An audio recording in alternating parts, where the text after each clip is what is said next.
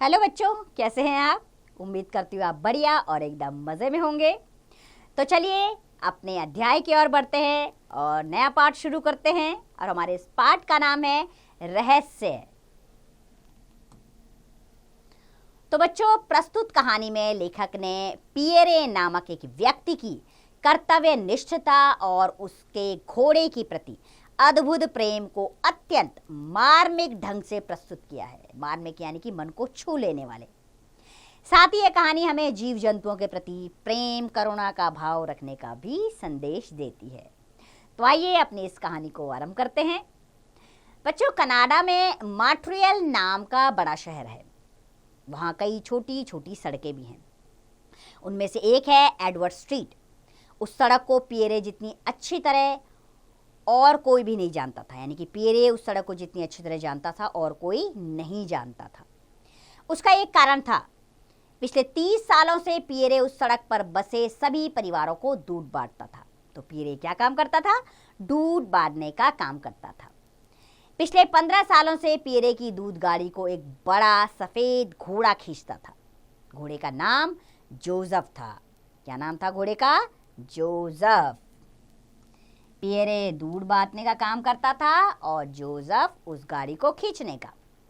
शुरू में जब वह घोड़ा दूध कंपनी के पास आया तब उसका कोई नाम नहीं था। कंपनी ने पिएरे को सफेद घोड़े के इस्तेमाल की इजाजत दे दी। पिएरे ने प्यार से घोड़े की गर्दन को सहलाया और उसकी आंखों में झांक कर देखा। यह एक समझदार, भला और वफादार घोड़ा है, ऐसा पिएरे ने कहा। मैं इसका नाम संत जोसेफ के नाम पर रखूंगा, क्योंकि वह एक नेक और दयालु इंसान थे।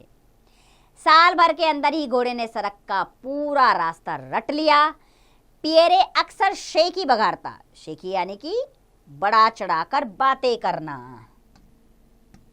तो पिएरे अक्सर क्या करता? शेखी बढ़ाता है, यानी कि बड़ा चढ़ाकर बातें करता कि मैं तो लगाम छूता तक नहीं हूं और मेरे घोड़े को तो लगाम की जरूरत ही नहीं है। तड़के सुबह 5 बजे ही पिएरे दूध की कंपनी में रोजाना पहुंच जाता। तब गाड़ी में दूध लादा जाता और फिर जोसेफ उसे खींचता।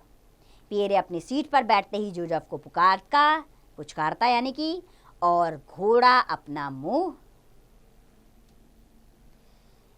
मुंह उसकी ओर घुमा देता। आसपास खड़े अन्य ड्राइवर कहते, सब कुछ ठीक ठाक है, पिएरे जाओ।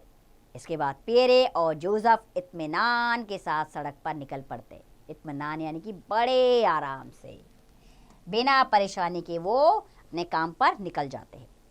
पिएरे के इशारे के बिना ही गाड़ी अपने आप एडवर्ड स्ट्रीट पहुंच जाती और फिर घोड़ा पहले घर पर रुकता और पिएरे को नीचे उतरकर दरवाजे के सामने एक बोतल दूध रखने के लिए करीब 30 सेकंड की मोहलत देता।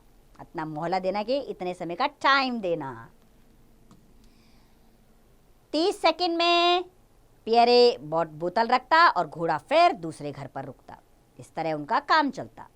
इस तरह पिएरे और घोड़ा पूरी एडवर्ड स्ट्रीट की लंबाई पार करते। फिर गाड़ी को घुमाकर अस्तबल में पिएरे जोसेफ की तारीफ करते ना थकता। मैं कभी उसकी लगाम छूता तक नहीं हूं। कहां कहां रुकना है यह उसे अच्छी तरह मालूम है। अगर जोसेफ घोड़ा गाड़ी खींच रहा है तो मेरी जगह अगर कोई अंधा आदमी भी हो तो काम चल जाएगा। तो पिएरे कहता कि अगर मेरी जगह कोई अंधा आदमी भी घोड़ा चला रहा हो तो भी काम चल जाएगा, क्योंकि जोसेफ को पता है कि कहाँ रुकना है, कितनी देर रुकना है। बरसों तक यही सिलसिला चलता रहा। पिएरे और जोसेफ धीरे धीरे बूढ़े होने लगे। पिएरे की पलकें अब पक कर सफ़ेद हो गई थी। जोसेफ भी अब अपने घुटनों को उतना ऊंचा नहीं उठा पाता था। अस्तबल के सुपरवाइजर जैक को उनके बुढ़ापे का पता तब चला जब एक दिन पिएरे लाठी के सहारे चलता हुआ आया। क्या बात है पिएरे? जैक ने हंसकर पूछा। क्या तुम्हारी टांगों में दर्द है? हाँ जैक, पिएरे ने जवाब दिया। मैं अब बूढ़ा हो रहा हूं और पैर भी दर्द करने लग गए हैं। बस तुम अपने घोड़े को दरवाजे पर दूध की बोतलें रखना सिखा दो, जैक ने कहा। बाकी सारा काम तो वह करता ही है। एडवर्ड स्ट्रीट पर बसे सभी 40 परिवारों को पिएरे अच्छी तरह जानता था। घर के नौकरों को भी मालूम था कि पिएरे लिख पढ़ नहीं सकता, इसलिए वह उसके लिए कोई चिट्ठी नहीं छोड़ते थे।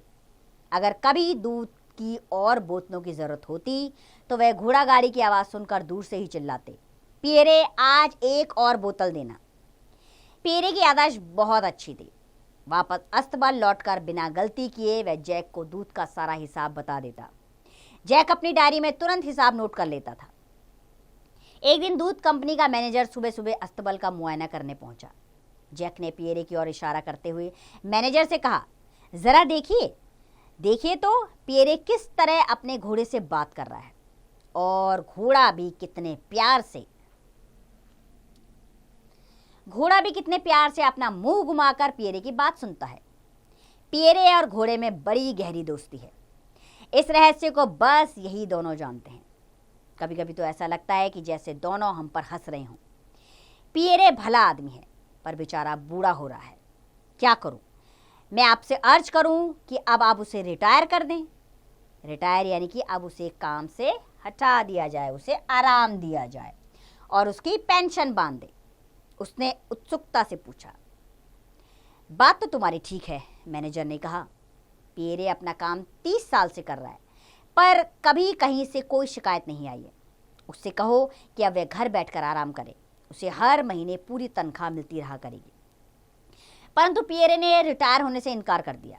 इनकार करना यानी कि मना कर दिया। उसने मना कर दिया कि मैं रिटायर नहीं होऊंगा। पियरे ने कहा ऐसा।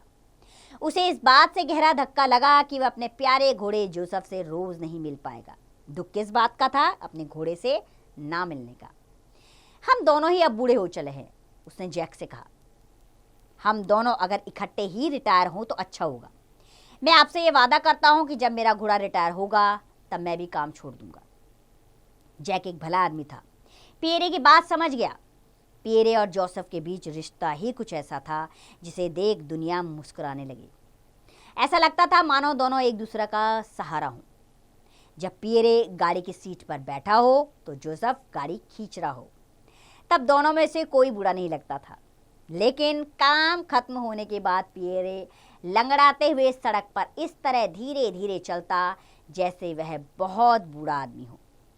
उधर घोड़े का मुंह भी लटक जाता। वह हारा थका सा अस्तबल वापस आ जाता। अस्तबल वो जगह होती है जहां पर घोड़ों को रखा जाता है।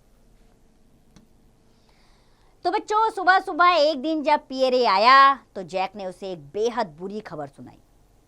पियरे, आज सुबह जोसेफ सोकर ही नहीं उठा। वह बहुत बूढ़ा हो गया था। 25 साल की उम्र में घोड़े की वैसी ही हालत हो जाती है जैसी 75 साल के बूढ़े आदमी की होती है। हाँ, पियरे ने धीरे से कहा, अब जोसेफ को कभी नहीं देख पाऊंगा। नहीं, तुम उसे देख सकते हो, जैक ने दिलासा देते हुए कहा। वह अभी अस्तबल में है, उसके चेहरे पर बड़ी शांति है। तुम जाकर उसे देख तो लो। पियरे घर लौटने के लिए वापस मुड़ा। पर समझोगे नहीं जैक, जैक ने उसका कंधा थपथपाया। फिक्र ना करो, हम तुम्हारे लिए जोसेफ जैसा ही एक और घोड़ा ढूंढ लेंगे, और महीने भर में तुम जोसेफ की तरह उसे भी पूरा रास्ता सिखा देना, है ना? पियरे बरसों से एक मोटी टोपी पहनता था।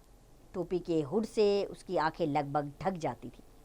उसे उन आंखों में एक निर्जीव भाव दिखाई दिया। पियरे की आंखों से उसके दिल का हाल झलक रहा था। ऐसा लगता था जैसे उसका दिल रो रहा है। आज छुट्टी ले लो पियरे, जैक ने कहा। परंतु पियरे उससे पहले ही घर वापस चल पड़ा था। अगर कोई उसके पास होता तो वह अवश्य पियरे की आंखों से लुढ़कते आंसू देखता और उसका सुबकना सुनता। पियरे कोना पार कर सीधा सड़क पर आ गया। उधर तेजी से आते ट्रक के ड्राइवर ने जोर से हॉर्न बजाया और दबाकर ब्रेक लगाया, लेकिन पियरे को कुछ सुनाई नहीं दिया। 5 मिनट बाद एम्बुलेंस आई। उसके ड्राइवर ने कहा, यह आदमी मर चुका है। तब तक जैक और दूध कंपनी के कई लोग वहां आ पहुंचे और पियरे के मृत शरीर को देखने लगे। यानी कि सब आश्चर्य में भर गए कि अभी तो इंसान बिल्कुल ठीक ठाक था, अचानक से ये क्या हो गया। ट्रक ड्राइवर ने गुस्से में कहा, यह आदमी खुद ब खुद ट्रक के सामने आ गया। शायद ट्रक दिखा ही नहीं। वह ट्रक के सामने इस तरह आया जैसे उसे कुछ दिखाई नहीं दे रहा हो, जैसे वह एकदम अंधा हो। एम्बुलेंस का डॉक्टर अब लाश की ओर झुका। अंधा? वह आदमी तो सचमुच अंधा था। जरा उसकी आंखों का मोतियाबिंद तो देखो, ये कम से कम 5 साल से अंधा होगा। फिर उसने जैक की तरफ मुड़कर कहा, तुम कहते हो कि ये आदमी तुम्हारे लिए काम करता था? तुम्हें नहीं मालूम कि यह अंधा था? नहीं नहीं, जैक ने हल्के से कहा। यह रहस्य हम में से किसी को भी नहीं पता था, सिर्फ उसके दोस्त जोसेफ को पता था। यह उन दोनों के बीच की आपसी बात थी, सिर्फ दोनों के बीच की। तो बच्चों, हमें पशु पक्षियों के प्रति करुणा का भाव रखना चाहिए। उनके अंदर भी प्यार होता है, दर्द होता है। आप उन्हें जितने प्यार से अपनाएंगे, वो भी आपका उतना ही सम्मान और वैसा ही प्यार आपको वापस देंगे, क्योंकि हर इंसान और हर जीव जंतु प्यार का भूखा होता है। ये मार्मिक कहानी हमें यही संदेश देती है, जैसे पियरे और जोसेफ का रिश्ता था, जिन्होंने अपने काम को एक साथ शुरू किया और अपने जीवन का अंत भी एक साथ ही किया। ये करुणामय कहानी संदेश देकर हमें बार बार ये बात याद दिलाती है कि प्रेम का स्थान हर जगह है। उम्मीद करती हूँ ये कहानी आपके भी दिल को छू गई होगी। अब इसका अभ्यास कार्य आप स्वयं कीजिए।